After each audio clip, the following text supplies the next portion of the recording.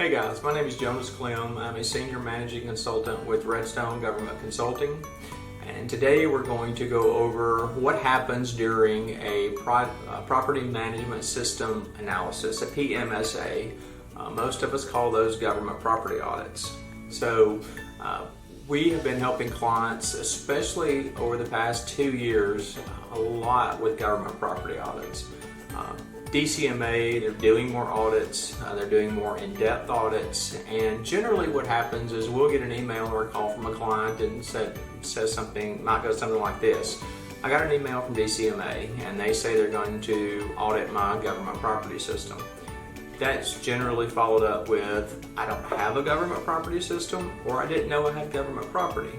Those are two different subjects, but today we're going to focus on what the contractor is going to experience with an initial property system analysis. We're going to make the assumption that this is the contractor's first government property audit. What causes a contractor to get a PMSA from DCMA? Obviously having government property, but especially having government furnished property. Remember the rule on government furnished property. If you have GFP, it does not matter the contract type. If you have GFP, then the government has title to it, and that means you must track it. Having government property, whether it's government furnished or contractor acquired property on cost reimbursable contracts. Maybe you've submitted a proposal where government property will be required. Generally, when we do this, you will have to submit a government property plan with the proposal. So at least the contracting officer or whoever is going to be reviewing that proposal understands that you know that the aspects behind having a property system. And remember, unlike a CPSR, there's no defined dollar threshold for a government property audit. What we're seeing, especially the last couple of years, even small dollar amounts of GFP can bring an audit. So what do we expect during a PMSA? And remember, we're making the assumption that this is the contractor's first PMSA. Generally, like we talked about in the introduction, you'll get an email from DCMA. That email will generally include a list of things they want to see, and a questionnaire, and that questionnaire is going to cover all the outcomes listed in FAR 52-245-1. The contractor will need to provide a listing of all contracts with government property along with the number of lines and total dollar value of that government property. Remember, subcontractors are also included, so that information will be required. If you have subs that you have issued property, then the government will also request information on those subcontractors. Policies and procedures.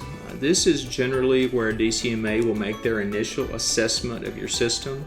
If you have good policies and procedures, then that tells DCMA we can proceed with the audit. If your policies and procedures are terrible or not good, they don't cover all the outcomes as listed in FAR 52-245-1, then generally DCMA won't even pursue the audit at that point. They will give you a little bit of time to get your policies and procedures in place, and then they will come back and do the audit after that. And remember, they will also ask for your last contractor self-assessment and your last physical inventory, the results of both of those, which you should be doing on an annual basis. Another question we get, will DCMA make an on-site visit? Well, let's just assume we're not in the time of pandemic right now. Normally, yes, DCMA will come on site, generally several times. Their own guidebook says they have to do an entrance conference and an exit conference. And between those two, there will be the actual audit and the walkthrough that they're going to do. Remember, DCMA must test all required outcomes from FAR 52-245-1 unless there are outcomes that are not applicable to the contractor during the audit period. So if the audit period is going to cover from January 1st, 2020 through December 31st, 2020, and one of the outcomes is contract closeout. Well, if the contractor didn't have any contract closeouts during that year, then of course that wouldn't be applicable. But any other outcome will be tested for that period. What that means is DCMA must visibly check your government property records. They must perform what they would call a record to floor and then a floor to record test. Both of those tests will be conducted. They must visibly see that your storage areas are clean and secure, and they must see that you have your government property labeled correctly. So probably the biggest reaction we get from clients and contractors is, oh no, I've got a corrective action request, CAR, C-A-R. And what happens when I get 1 or 2? Generally, if it is a contractor's first PMSA, they're going to get at least 1 or 2 or 3 or 4. It doesn't mean that that's anything bad. It just means that they have found non-compliances in your government property system. Now, that non-compliance can be one of two things. It can be that your system doesn't meet the outcomes listed in FAR 52-245-1, or your written policies and procedures may meet those outcomes, but you're not following your written policies and procedures. That's generally the biggest thing we see, is that the contractor, the client, is not following what they have written in their own policies and procedures. So what happens? After the CAR is issued, DCMA will expect the contractor to tell them a few things. So we're not going to list them all here, but generally, what's the root of the non-compliance? What caused this to happen? Secondly, corrective action taken or planned to eliminate the cause of that non-compliance. And a big thing is, do the contractor's policies need to be updated because of the findings? On corrective action from DCMA, they range from level 1 through 4, with 4 being the much worse.